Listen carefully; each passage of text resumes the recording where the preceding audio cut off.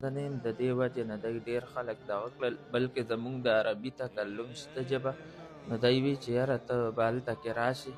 او سټور انچارج 15 لکو ته دا خبره ورسېده. دا خبره دې ته ورسېده کېدای شي که ما نه ودروله چې دا نور هم په مخه تله پیسې یې درنه والي.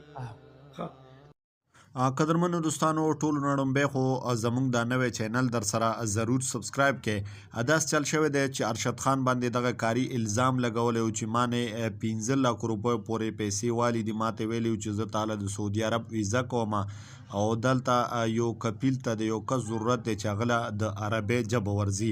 ما ورسره مختلف قسم خبرې کولې مختلف قسم پیسې مې ورلېږلې خو بیا داس چالو شو چې دغه پیسې 15 لکو ته ورسېدې نو ما دغه پیسې بند کړې ما ورته وایي که دا کار نه کېږي ما له پیسې واپس کا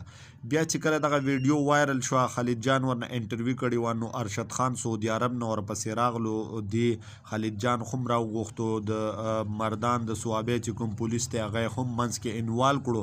خو چې کله هم د کاري صاحب ځای له ورغلو نو دغه کاري صاحب دغه ځای نه تښتېدلی و پټ شوی و د هغه رور سره میلاو شو دغه رور یې هم دغه خبرې تصدیق وکړو چې دې کاري صاحب سره یو روپۍ هم نشته دی دروغ وایي نو قدرمنو دوستانو دا قسمه الزامات نه دي لګول پکار ارشد خان یو سیده ساده انسان دی څوک یې په یو طریقه راونیسي څوک یې په بله طریقه راونیسي د ارشد خان د راغورځولو کوشش کوي خو دا قسمه الزامات چې مخې ته قرآن مجید در سره هم وي او ته بیا الزام لګوي ډېر د افسوس مقام دی زه نه پوهېږم چې زمونږ په دې خلکو باندې آخر څه چل شوی